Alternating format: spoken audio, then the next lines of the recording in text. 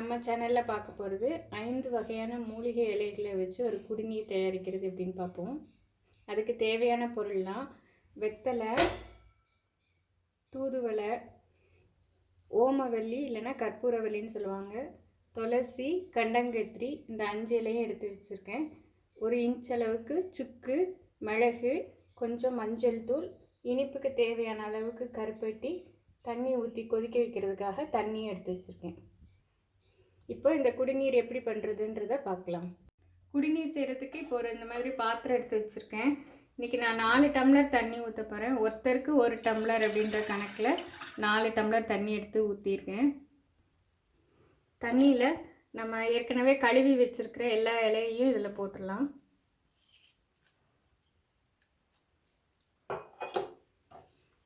வெத்தலை பெருசாக இருக்கிறதுனால நான் அதை கட் பண்ணி போட்டுக்கிறேன்.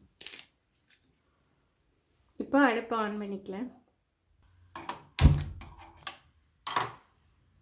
தண்ணி கொதிக்கணும்னு அவசியம் இல்லை, கொதிக்கிறதுக்கு முன்னாடியே எல்லா இலையும் சேர்த்துடலாம். இப்போ கிராமப்புறத்தில் இப்போ 5 இலை ஈஸியாக கிடச்சிரும். சிட்டி சைடில் உள்ளவங்க 5 இலை இல்லைனாலும் பரவாயில்ல, வெத்தலையும் கற்பூரவல்லி, துளசி 3 எல்லா இடங்களையும் கிடைக்கும். அது மாதிரி எடுத்து போட்டுக்கலாம். அது கூடவே போதும். இந்த இலையில் உள்ள எல்லா எசன்ஸும் தண்ணியில் இறங்குற அளவுக்கு ஒரு 5 நிமிஷமாவது இது கொதிக்கணும். அது அளவுக்கு வச்சுக்கலாம். கொதிக்கிறதுக்கு மூடி இந்தளவுக்கு ஃபுல்லாக மூடாமல் இந்த மாதிரி வச்சுட்டு ஒரு 5 மினிட்ஸ் கழித்து நான் பார்க்குறேன். தண்ணி கொதிக்கிறதுக்குள்ளே நான் எடுத்து வச்சுருக்கிற சுக்கையும் மிளகையும் இந்த உரலில் போட்டு பொடிச்சிக்கிறேன்.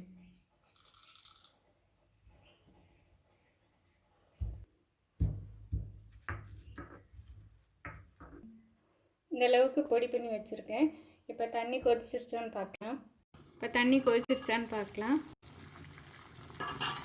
தண்ணி நல்லா கொதிச்சிருச்சு.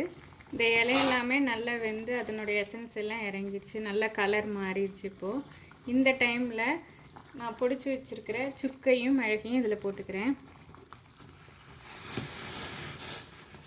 போட்டோன்னே இந்த மாதிரி பொங்கி வரும். சிம்மில் வச்சுட்டு போட்டுக்கோங்க.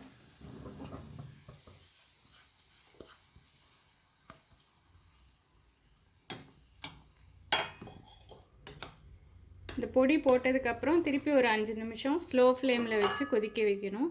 ஃபுல்லாக மூட வேண்டாம், மூடணுன்னா பொங்கி வடிஞ்சிடும். அதனால் இந்த மாதிரி மூடி வச்சுக்கணும்.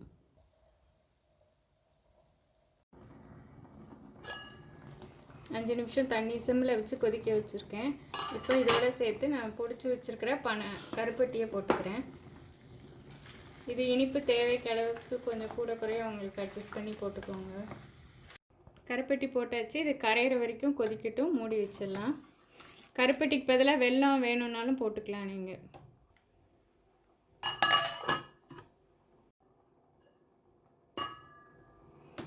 கருப்பட்டி இப்போ நல்லா கரைஞ்சிருச்சு.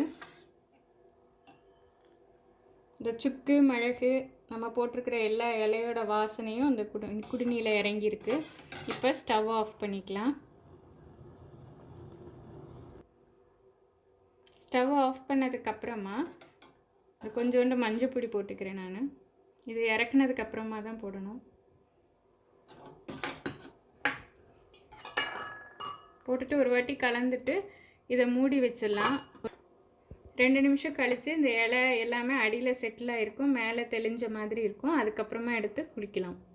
2 நிமிஷம் ஆயிடுச்சு, தெளிஞ்சிருச்சான்னு பார்க்கலாம். நல்லா தெளிஞ்சிருச்சு. இப்போ இதை வேறு பாத்திரத்துக்கு மாற்றிக்கலாம்.